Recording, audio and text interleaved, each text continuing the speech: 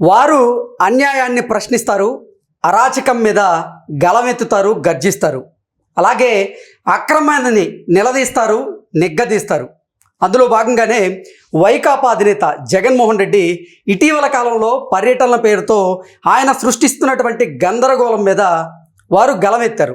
ఈ నేపథ్యంలోనే జగన్మోహన్ రెడ్డి టీం వారిని బెదిరించేటువంటి ప్రయత్నం చేస్తూ ఉంది. మేము అధికారంలోకి వస్తే మీ అంతు చూస్తామంటూ వారిని ఇబ్బంది పెట్టేటువంటి ప్రయత్నం అయితే చేస్తూ ఉంది. ఈ నేపథ్యంలోనే వారు మనతో ఉన్నారు. పొన్నవోలు సుధాకర్ రెడ్డి గారి వ్యాఖ్యల మీద వారి స్పందన ఏంటనేది మనం తెలుసుకుందాం. ప్రస్తుతం మనతో పాటున్నారు ప్రముఖ రాజకీయ విశ్లేషకులు అడుసుమల్లి శ్రీనివాసరావు గారు, అలాగే రాజేష్ అప్సాని గారు. వారితో మాట్లాడదాం. సార్ నమస్తే అండి. నమస్కారం.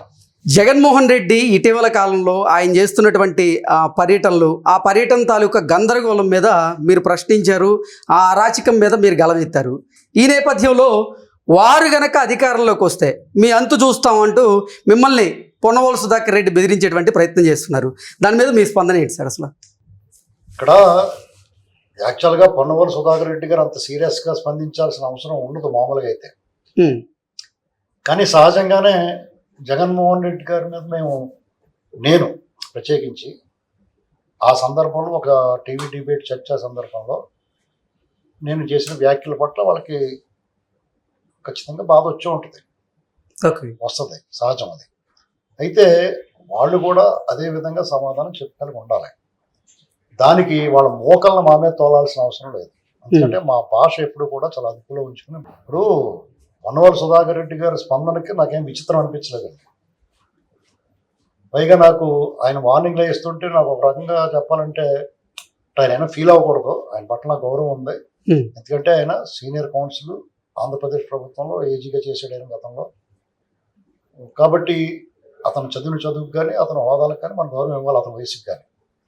కానీ అతను మాట్లాడినప్పుడు చూస్తే నాకు నిజంగా చెప్పాలంటే కామెడీ అనిపించింది నాకు. ఓకే, ఆయన వార్నింగ్లో టైం చూసి ఎందుకు అలాగ అనిపించిందని మీకు సందేహం రావచ్చు. నేను గతంలో కానీ రాజేష్ గారు కానీ మొన్న వాళ్ళు గిలగల్లాడుతున్నా గింజుకుంటున్న నేను చేసిన వ్యాఖ్యల పట్ల వాళ్ళు గిలగల్లాడుతూ ఉన్నారు కదా, అంతకు మించిన కఠిన వ్యాఖ్యలు గతంలో చేస్తున్నాను. ఓకే, ఎందుకంటే అతని అరాచకాలు అలా ఉండి, అతని అన్యాయాలు అలా ఉండి, అతను చేసిన దోపిడీ తీరు అలా ఉండింది. అతను తీసుకున్న ప్రజా వ్యతిరేక నిర్ణయాల మీద మా కళమిప్పావు, మేము నిలబడ్డాం, మాట్లాడాం. సార్, జగన్మోహన్ రెడ్డి ప్రభుత్వంలో ఉన్న సమయంలో కూడా మీరు జగన్మోహన్ రెడ్డి మీద, ఆయన విధి విధానాల మీద ప్రశ్నిస్తూ వీడియోలు చేశారు. అప్పుడే భయపడలేదు, మరి ఇప్పుడు భయపడతారని ఆయన ఎలా అనుకున్నారు? ఆయన ఎలా వార్నింగ్ ఇవ్వాలనుకున్నారు అసలు మీకు? ఇప్పుడు యాక్చువల్గా వాళ్ళు నేను ఏం మాట్లాడానో పూర్తిగా చూసుంటే వాళ్ళు నన్ను ఏమన్నా అంటానికి నోరు రాకూడదండి. ఎందుకంటే నేను మాట్లాడిన దాంట్లో అది నా గొంతు మాత్రమే కాదని భావించాలి. ఆంధ్రప్రదేశ్లోనూ ఈ ప్రపంచంలో తెలుగు వాళ్ళు ఎక్కడ ఉంటే అక్కడ వాళ్ళలో 180 మంది మనసులో మెదులుతున్న భావన నేను మాట్లాడింది. అందుకని వాళ్ళని ఓన్ చేసుకుని దాన్ని నాకు మద్దతుగా నాకు చాలామంది రాజేష్ గారు ఒక పిలిపిచ్చారు, దానికి చాలామంది స్పందిస్తూ ఉన్నారు, లక్షలాదిగా స్పందిస్తూ ఉన్నారు. ఎందుకంటే వాళ్ళందరూ మా మనసులో గూడు కొట్టుకున్న భావన ఉన్నది. ఇక్కడ నేను కూడా తప్పుగా ఏం మాట్లాడాల. రాజ్యాంగాన్ని, ఈ దేశ సార్వభౌమాధికారాన్ని, చట్టాలని, రూల్ ఆఫ్ లాని వ్యతిరేకించిన వాళ్ళ పట్ల రాజ్యం ఒకేలా ఎందుకు వ్యవహరించట్లేదు అనేటువంటిది నా దర్యాప్తు సంస్థలు కానీ సిస్టమ్ కానీ ఎందుకు ఒకేలా వ్యవహరించట్లేదు అనేటువంటిది నా సందేహాన్ని వ్యక్తం చేశాను. అంతే. దానికి వాళ్ళు వేరే రకంగా అన్వయించుకున్నారు. ఆ మాటకు వస్తే జగన్మోహన్ రెడ్డి గారిని ఒకసారి ఆయన ఏం మాట్లాడాడో గతం నుంచి చూసుకోవాలి. మొన్న రాజేష్ గారు కూడా చాలా ప్రస్తావించారు. పదే మనం ఎక్కువగా ప్రస్తావించాల్సిన అవసరం లేదు, పనిగట్టుకుని చెప్పాల్సిన అవసరం లేదు ఆ సందర్భాలు. ఎందుకంటే జగన్మోహన్ రెడ్డి గారు ఏం మాట్లాడేటువంటి తెలుగు ప్రజలందరికీ తెలుసు. వాళ్ళ ఎమ్మెల్యేలు, మంత్రులు, నాయకులు, సోషల్ మీడియా టీమ్స్, వాళ్ళకు అనుకూలంగా మాట్లాడే అనలిస్టులు, వాళ్ళకు అనుకూలంగా ప్రచారాలు చేసే ఛానల్స్, యూట్యూబ్ ఛానల్స్, వెబ్సైట్లు ఏ రకంగా కథలు వండి అవతల వాళ్ళని కులం పేరిట, మతం పేరిట, ప్రాంతం పేరిట, కట్టు పొట్టు, ఆహారం, ఆహార్యం, వీటన్నిటి మీద వాళ్ళు చేసిన దమనకాండ, దుర్మార్గం, అరాచకమైన వాదన, మానసిక హింస, ప్రజలందరూ పెయిన్ ఫీల్ అయ్యారు. వాళ్ళ పెయిన్ మేము తీసుకుని వాళ్ళ గొంతు మేము వినిపించామండి. ఉమ్, ఇప్పటికే వినిపిస్తున్నాం, నిన్న వినిపించాం, ఇవాళ వినిపిస్తున్నాం, రేపు కూడా వినిపిస్తాం. మాకు ఇక్కడ ప్రభుత్వాలు ప్రతిపక్షాలు ఇది మాకు ప్రాధాన్యత కాదు. మా అభిప్రాయాలు, మా మద్దతు, మా రాజకీయ సానుభూతి ఎవరి మీదైనా ఉండొచ్చు. మేము రాజకీయంగా ఏ పార్టీతో అనుబంధమైన ఉంటే ఉండొచ్చు, ఉమ్, కానీ వ్యక్తులుగా ఒక సామాన్య సగటు పౌరుడి గొంతు మేము వినిపించాలనేటువంటి మా నిర్ణయం. మేము అదే పని మీద ఉన్నాం ఇప్పుడు కూడా. ఈవెన్ పాలకపక్షాల పట్ల కూడా మేము విమర్శలు చేసిన సందర్భాలు ఉన్నాయి, అవును. వాళ్ళ విధానాలు కరెక్ట్గా లేకపోతే. అది ఆ పాలపక్షమైనా ఈ పాలపక్షమైనా ఎక్కడైనా సరే దానికి వాళ్ళు కన్స్ట్రక్టివ్గా ఒకవేళ నేను మాట్లాడింది సరిగ్గా లేదనుకుంటే వాళ్ళకి కనిపిస్తే వాళ్ళకి పెయిన్ వస్తే మీరు మీ తీవ్ర అభ్యంతరాన్ని వ్యక్తం చేయొచ్చు, నా వ్యాఖ్యలను పూర్తిగా ఖండించవచ్చు, వివరణ కూడా మీడియా ముఖంగా అడగచ్చు, లేదంటే నాతో పాటు డిబేట్లో పాల్గొవచ్చు. ఉమ్, అంతేగాని మోకలను వదిలేసి బూతులు తిట్టిస్తే మేమైనా జడుస్తామా? హక్తు పల్లెటూరు రైతువారి కుటుంబాల నుంచి వచ్చిన వాళ్ళం. మేము చదువుకున్నాం, వ్యవసాయం చేసాం, పల్లెటూరు బ్యాక్గ్రౌండ్, రచ్చబండ అనేటువంటిది మాకు నిత్య కూర్చోం. ఉమ్, ఈ బూతులు మాట్లాడడం మాకు రాదా? లేదా మీ సంగతి చూస్తాం, మేము 29లో మేము వచ్చిందని మీ సంగతి చూస్తాం అంటున్నారు. 29 దాకా మరి ఇంకా 3.5 ఏళ్ళు ఉంది కదా. ఉమ్, ఈ 3.5 ఏళ్ళు మేము చేతులు ముడిచి కూర్చుంటాం. ఒకవేళ మీరు అలాంటి ప్రయత్నం చేస్తే అంటే మాకు ఏదన్నా కొత్త ఇది ఉమ్, ఇలాంటి ఎన్ని చూసుకుని దాటుకుని వచ్చి ఉంటామండి. ఎన్ని రకాలుగా మాటల దాడులు, భౌతిక దాడులను ఎదుర్కొని ఉంటాం మేము. ఇది మాకేమన్నా కొత్త? ఆ భయం ఉన్నవాడైతే ఇంట్లో దాక్కుండా కానీ బయటకు వచ్చి ఎందుకు మాట్లాడతాం? ఉమ్. ఆ భయం ఉంటే జగన్మోహన్ రెడ్డి ముఖ్యమంత్రిగా ఉన్న సమయంలోనే ఆయన మీద విమర్శిస్తూ జగన్మోహన్ రెడ్డి గారి ప్రభుత్వంలో ఎంత అరాచకం జరిగిందో ప్రజలందరికీ తెలుసు. ఉమ్, ఆ అరాచకానికి కొమ్ములు తిరిగిన వాళ్ళే మూలకు పోయి కూర్చున్నారు చాలా మంది, ముఖాలకు ముసుగేసుకున్నారు. ఉమ్, అవమానించట్లేదు, వాళ్ళ నేపథ్యం, వాళ్ళకున్న పరిస్థితులు అలాంటివి. అలాంటి టైంలో కూడా మేము డోంట్ కేర్ అన్నట్టు ఉన్నాం, ఇప్పటికీ కూడా డోంట్ కేర్ అన్నట్టు ఉంటాం. ఇక్కడ సమస్య ఏంటంటే నా ఆవేదన ఈ సమాజంలో జరుగుతుంది సిస్టంలో, మరి ఈ స్వాతంత్ర భారతదేశంలో సామాన్యుడికి దిక్కేవరు, ఉమ్, దీన్ని ఎలా భరిస్తా చూస్తా ఊరుకోవాలి. రాబోయే తరాలు మీరు ఏం చెప్పదలుచుకున్నారు? ఎవరి పని వాళ్ళు చేయకుండా ఈ రకంగా ఇటువంటి అరాచకవాదికి, దోపిడీ దొంగలకి, ప్రజల సొమ్ము యథేచ్ఛగా కొలగొట్టేసిన వాళ్ళకి, ప్రజల ఆరోగ్యాలతో ఆడుకున్నప్పుడు జగన్మోహన్ రెడ్డి గారు వాళ్ళు మద్దతు ఇస్తున్నారు, కానీ వాళ్ళు ఎవరికి వాళ్ళు ఆత్మపరిశీలన చేసుకోవాలి. అతను ఎంత సొమ్ము అవినీతి ద్వారా దోపిడీ చేసినా ప్రజలు అంగీకరించి అతను గౌరవించి అతను ముఖ్యమంత్రి చేశారు. అతను 16 నెలలు జైల్లో ఉన్నా, 12 ఏళ్ళ నుంచి అతను బెయిల్ మీద తిరుగుతున్నా, మనం కాదు 5 సంవత్సరాల క్రితం అతను ముఖ్యమంత్రి చేశారు కదా. మరి ప్రజల పట్ల ఎంత గౌరవం, అభిమానం, ప్రేమ ఉండాలి అతనికి. నాకు ఇంత ఇచ్చిన ప్రజలు నేను ఎదురు చేయాలనుకోవాలి కదా. తిరిగి అతను ఏం చేశాడు? తిరిగి మళ్ళీ దోపిడీ స్టార్ట్ చేశాడు. అంతకు ముందు కొల్లగొట్టిన దానికంటే 2 రెట్లు 3 రెట్లు కొల్లగొట్టేశాడు. అంతేకాకుండా నాసి రకం నకిలీ మద్యాన్ని సరఫరా చేసి ఎంతమంది, ఎన్ని కుటుంబాలను అనాథం చేసేటండి. ఎంతమంది చనిపోయారు, ఎంతమంది వాళ్ళ అనారోగ్యంతో లివర్లో కిడ్నీలు పాడైపోయి జీవోత్సవాల్లో బతుకుతున్నారండి. ఆత్మపరిశీలన చేసుకుని వాళ్ళ ఉసురు, వాళ్ళు గొంతు ఎవరు వినిపిస్తారు, వాళ్ళ ఆవేదనని ఎవరు షేర్ చేసుకుంటారండి? సిగ్గు లేకుండా మళ్ళా వచ్చి వార్నింగ్లు అయితే మూసు కూర్చోవాలా. మీరు ఎవడైనా సరే, నేనైనా ఇంకొకడైనా, మనం అన్నామంటే అనిపించుకోవడానికి సిద్ధంగా ఉండాలా, కొట్టేవంటే కొట్టించుకోవడానికి సిద్ధంగా ఉండాలి, దేనికైనా రెడీగా ఉండాలి. వాళ్ళు అంటాం, మేమంటాం, మీరు పడాలని అనుకుంటే కుదరదు, ఆపేయాలి, అన్నీ ఆపేయాలి మీరు. ఓకే. ఎందుకంటే మీకు అర్హత కోల్పోయారు.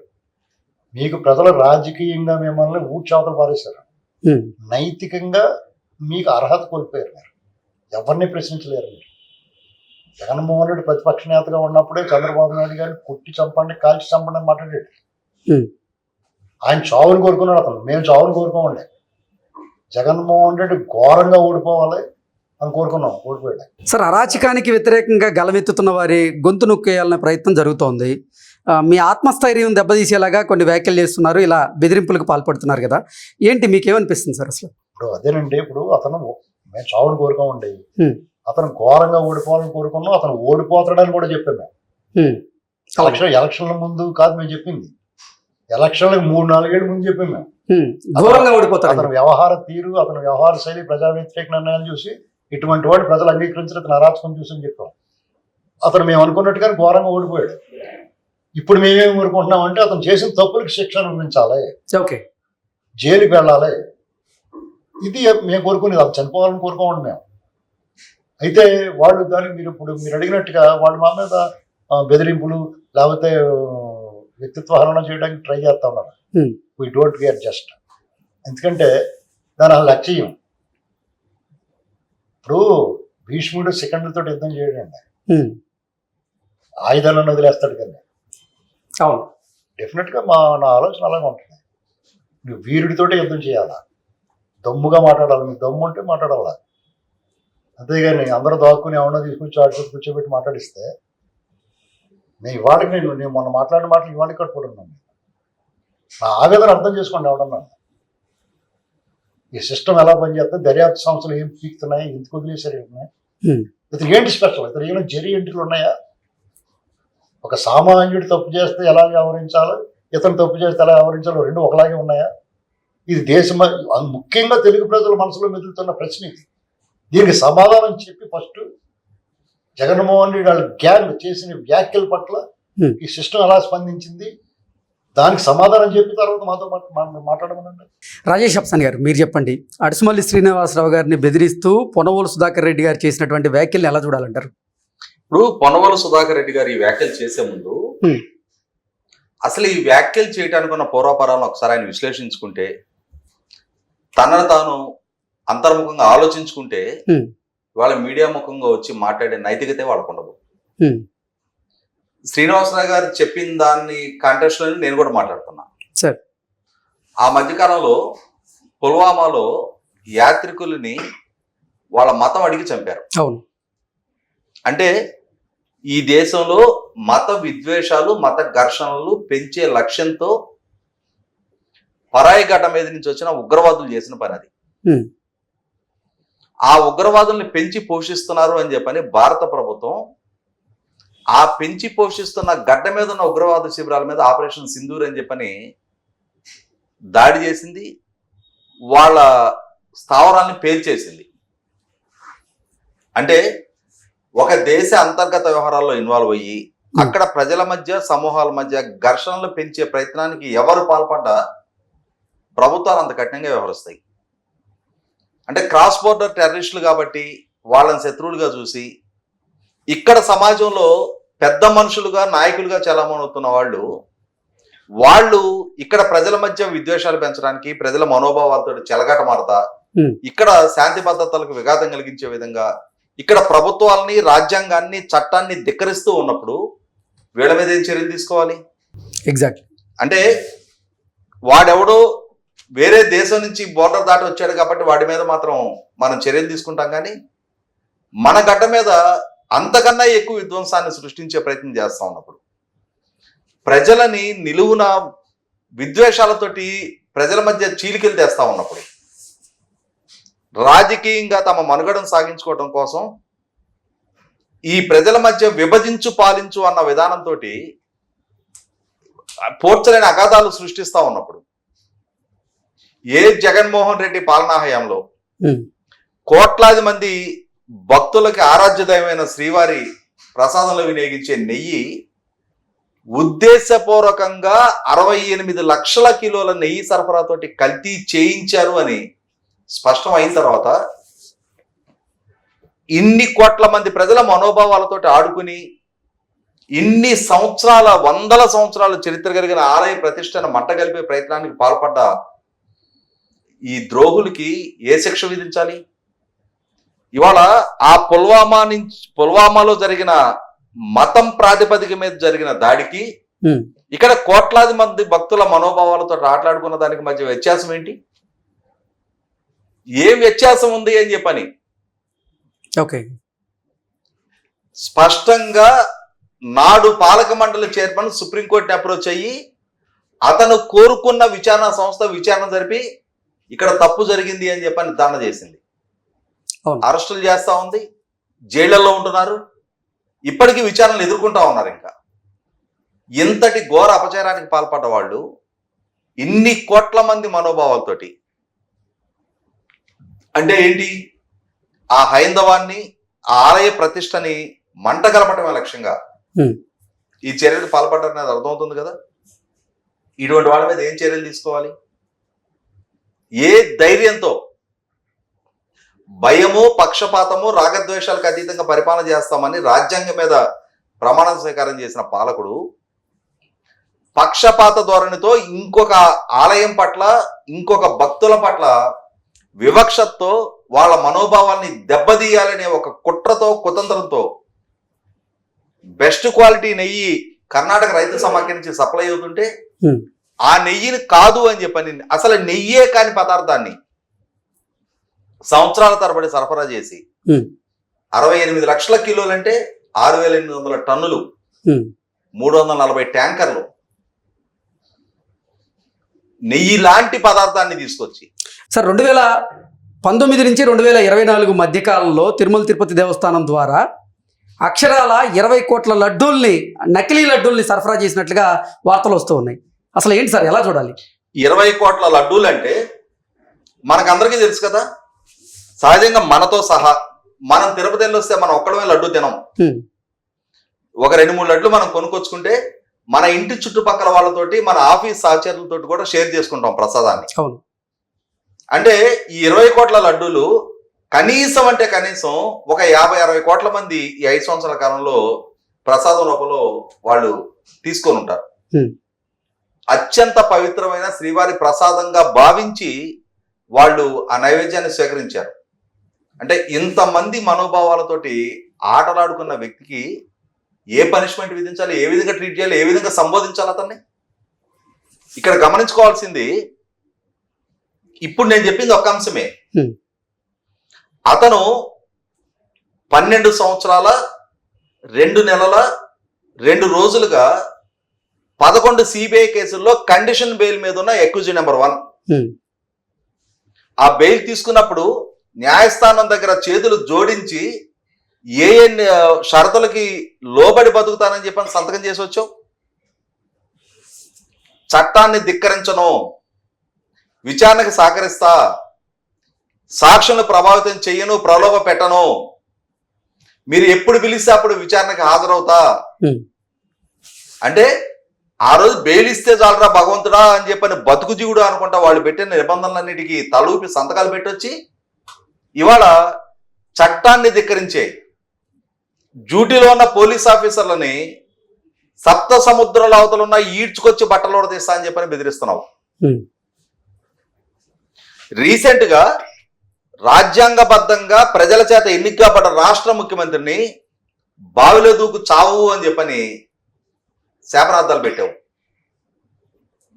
నడిబజార్లో కాల్చాలి అన్నావు, చీపురులతో కొట్టాలి అన్నావు, చెంపక పెట్టి కొట్టాలి అన్నావు, సిద్ధం సభలు పెట్టి చంద్రబాబు నాయుడు గారు, పవన్ కళ్యాణ్ గారు, కిరణ్ కుమార్ రెడ్డి గారి రూపాల్లో కటౌట్లు పెట్టి, పంచింగ్ బ్యాగులు పెట్టి నీ శ్రేణుల చేత వాళ్ళని గుద్దించావు.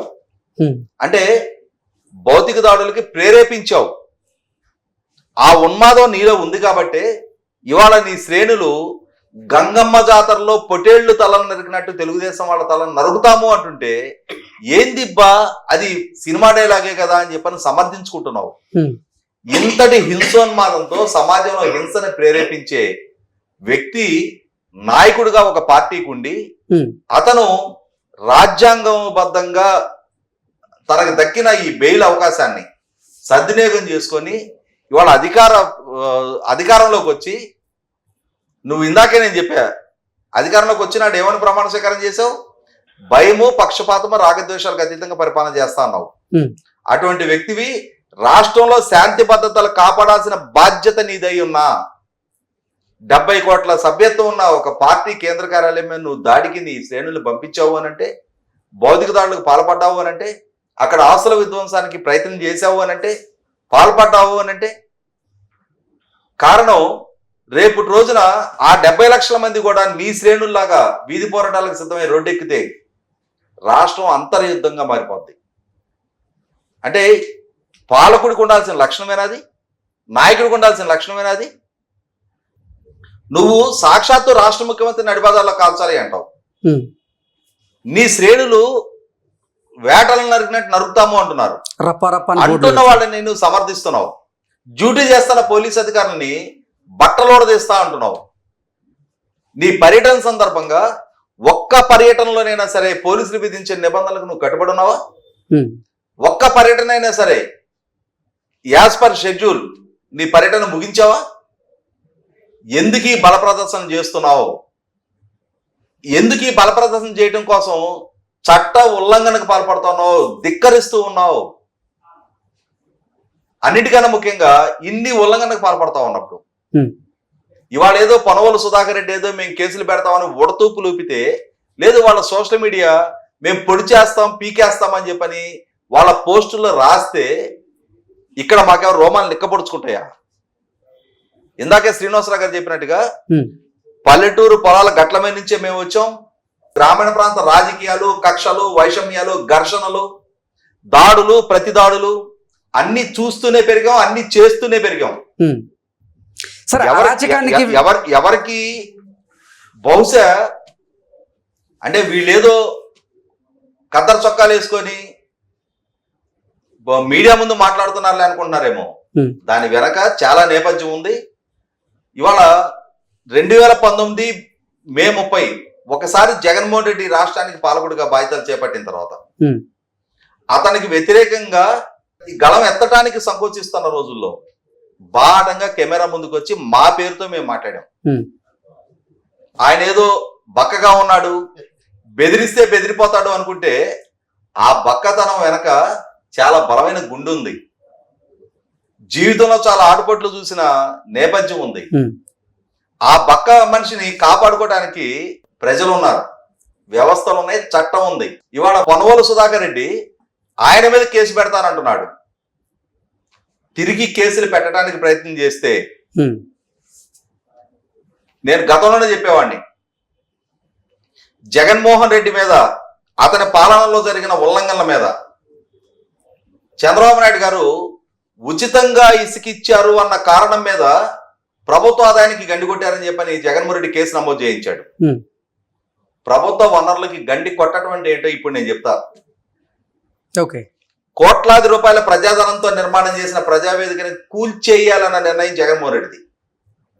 అతను తీసుకున్న ఆ నిర్ణయ పర్యవసానం కోట్లాది రూపాయల ప్రజాధనానికి నష్టం జరిగింది. 7,000 కోట్లు పెట్టి నిర్మాణం చేసిన అమరావతి పనులను స్తంభింపజేసిన పర్యవసానం ఆ ప్రాజెక్టు జెస్టేషన్ లేట్ అయింది. పైగా ఇవాళ 5 సంవత్సరాల తర్వాత మళ్ళీ పునఃప్రారంభిస్తే ప్రైస్ ఎస్కలేషన్ లో ఆ రోజు 41,000 కోట్లు అయిన పనులు ఇవాళ 60,000 కోట్లు అవుతాయి. 19,000 కోట్లు ఈ రాష్ట్ర ప్రజల సంపదకి నష్టం కలిగిస్తా ఉన్నాడు.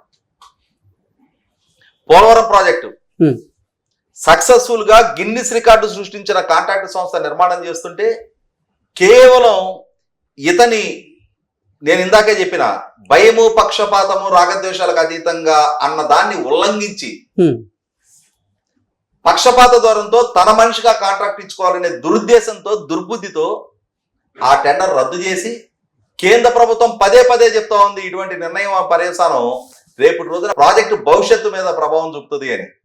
అయినా సరే ఉల్లంఘించి ఆ ప్రాజెక్టు భవిష్యత్తుని డోలాయమానంగా నెట్టిన పర్యవసానం వల్ల ప్రైస్ ఎస్కలేషన్ లో 4,500 కోట్ల రూపాయల అదనపు బడ్డెన్ పడింది.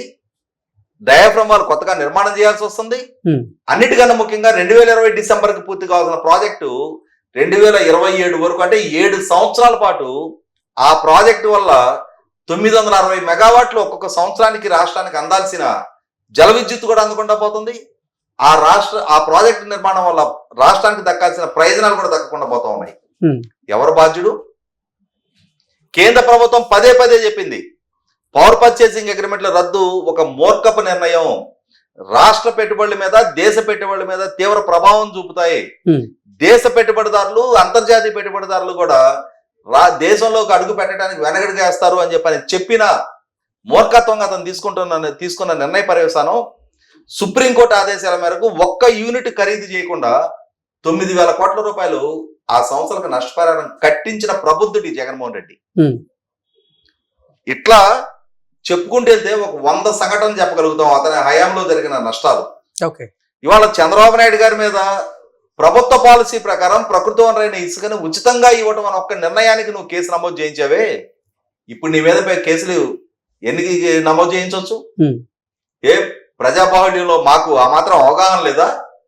లేదు, పబ్లిక్ ఇంట్రెస్ట్ లిటిగేషన్ ఎలా ఫైల్ చేయాలో ఆ మాత్రం పరిజ్ఞానం లేదా?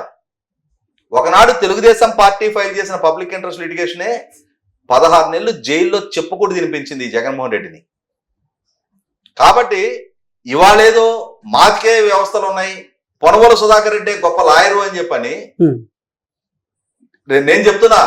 పొనగోలు సుధాకర్ రెడ్డి మొత్తం జీవితంలో అతను విజయం సాధించింది ఎప్పుడయ్యానంటే చంద్రబాబు నాయుడు గారు అరెస్ట్ చేసిన సందర్భంగా ఏసీబీ కోర్టులో అక్కడ ఏ పరిస్థితులు పరిణామాల మధ్య అతను సక్సెస్ అయ్యాడు అనేది కూడా అందరికీ తెలుసు. 2014-19 మధ్య కాలంలో కూడా తెలుగుదేశం పార్టీ ప్రస్తుత కేంద్ర కార్యాలయం నిర్మాణం దగ్గర నుంచి మొదలుపెట్టి చాలా అంశాల్లో ఇతను కేసులు ఫైల్ చేశాడు, కోర్టుకు హాజరయ్యాడు. ఒక్క సందర్భంలో కూడా అతనికి సక్సెస్ లేదు. అలాగే ఒకసారి జగన్మోహన్ రెడ్డి అధికారం నుంచి దిగిపోయిన తర్వాత మళ్ళీ పొనగోలు సుధాకర్ రెడ్డికి ఒక సక్సెస్ లేదు. ఇటువంటి ఒక చెట్టు కింద ప్లేటర్ స్థాయి వ్యక్తి వైసీపీ పార్టీకి లాయల్గా ఉన్నాడు, జగన్మోహన్ రెడ్డికి నమ్మిన బంటులాగా ఉన్నాడు. కాబట్టి అతనికి ఏదో ఒక స్థాయి హోదా కల్పించాడు కదా అని చెప్పని ఇవాళ అతను మీడియా ముందుకు వచ్చి మేం కేసు నమోదు చేస్తాం, మేము లీగల్ గా బ్యాటిల్ చేస్తాం, అడుసు మళ్ళీ నువ్వు అడుసు దొక్కావు అంటున్నావు. పొన్నవోలు నువ్వు లీగల్ బ్యాటిల్ స్టార్ట్ చెయ్యాలని మేము కూడా కోరుకుంటున్నాం. నేను నిన్న చెప్పా, మళ్ళీ ఈ రోజు కూడా చెప్తున్నా, లీగల్ గా నువ్వు ఒక్క అడుగేసే ప్రయత్నం నీ వైపు నుంచి జరిగితే మా వైపు నుంచి 100 అడుగులు వేస్తాం. సార్, అరాచకానికి వ్యతిరేకంగా గలమెత్తుతున్నటువంటి మీ మీద, మీ కుటుంబ సభ్యుల మీద కూడా సామాజిక మాధ్యమాల్లో వ్యక్తిత్వ హననం చేస్తూ పోస్టులు పెడుతున్నారు కదా, దాన్ని ఎలా చూడాలంటారు? నేను అదే చెప్తున్నా, ఇట్లాంటి ఉడతూపులకి, ఇట్లాంటి కుప్పిగంతుల పిల్లి మొగ్గలకి భయపడేవాడు, వణికేవాడు ఇక్కడ ఎవడు లేడు. 9,000 వీడియోలు ఆయన మాట్లాడారు, 9,000 వీడియోలు నేను మాట్లాడా. కొన్ని వందల శాటిలైట్ ఛానల్ ప్యానల్ డిబేట్స్ లో మేము పార్టిసిపేట్ చేసాం. మాకేమి ఈరోజు జగన్మోహన్ రెడ్డి ఓడిన తర్వాత మేము మొదలు పెట్టలా, జగన్మోహన్ రెడ్డి గెలిచిన తొలినాళ్లలో మాట్లాడటం మొదలు పెట్టాం. ఎగ్జాక్ట్లీ. బాహాటంగా మా పేరుతో మా అకౌంట్స్ మెయింటైన్ చేస్తున్నాం, మా పేరుతో మా ఐడెంటిటీతో మేము కెమెరా ముందు మాట్లాడుతున్నాం. మేము మాట్లాడినవి ప్రజాబాహుళ్యంలో పబ్లిక్ ఫోరంలో లక్షలాది మందికి రీచ్ అవుతా ఉన్నాయి. మేము మంచి మాట్లాడామా, చెడు మాట్లాడామా, వాస్తవం మాట్లాడామా, అవాస్తవాన్ని నిజంగా పోర్ట్రేట్ చేసే ప్రయత్నం చేశామనేది ప్రజలకు ఒక స్పష్టత ఉంది. కాబట్టి ఇటువంటి సంస్కారహీనులు పెట్టే పోస్టులకో, వాళ్ళు చేసే మార్ఫింగ్ ఫోటోలకో, వాళ్ళ ద్వారా చేయబడే ఈ బెదిరింపులకు వణికేవాడు, బెదిరేవాడు ఎవరు లేరు. నేను నిన్న చెప్పా, ఈ రోజు కూడా చెప్తున్నా, మీరు లీగల్ గా మేము సిద్ధమే. మీరు వీధి పోరాటాలు అంటారా, దానికైనా మేము సిద్ధమే. ఏం కావాలో మీరే ఆలోచించుకోండి. ఓకే సార్, మీరు కూడా ఇప్పుడు పొన్నవోలు గారికి ఏదైనా చెప్పాలనుకుంటున్నారా? ఆయన చెప్పేది ఏమిటండి, ఆల్రెడీ చెప్పేదంతా మేము నిర్ణయాలు స్వభావంగా చెప్పేసాము. ఓకే. ఇంకోటి ఏంటంటే, పొన్నవోలు సుధాకర్ రెడ్డి గారు ఆయన ఆలోచించుకోవాల్సింది ఏంటంటే, ఆయన ఎందుకు బలిస్తున్నారు అనేటువంటిది ఆ పార్టీని ప్రశ్నించాలి. ఇంకా చాలా పెద్ద నాయకులు ఉన్నారు, చాలా ముఖ్యమైన విషయాలు వాళ్ళు మాట్లాడుతూ ఉంటారు.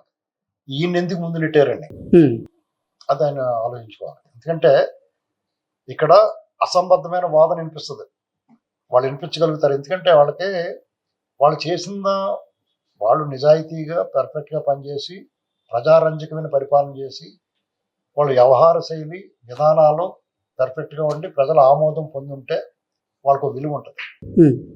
వాళ్ళ దారి అడ్డదారి అండి, వాళ్ళు ఆడే గేమ్ ఫౌల్ గేమ్ అండి. వాళ్ళ వాదన అంతా అసంబద్ధ వాదన. అటువంటిప్పుడు వాళ్ళు విలువ లేని మనుషులు. వాళ్ళు నాళ్ళకి మనతో పెట్టుకోవడం వల్ల అతని పేరు అందరికీ వినపడుతుంది. అర్థమైందండి. ఇంకోటి ఏంటంటే, మేము మా పని మేము చేసుకుంటా చాలా లో ప్రొఫైల్ మెయింటైన్ చేస్తా, ప్రజలకి వాళ్ళ తరపున వాళ్ళ గొంతు వినిపిస్తున్నాం.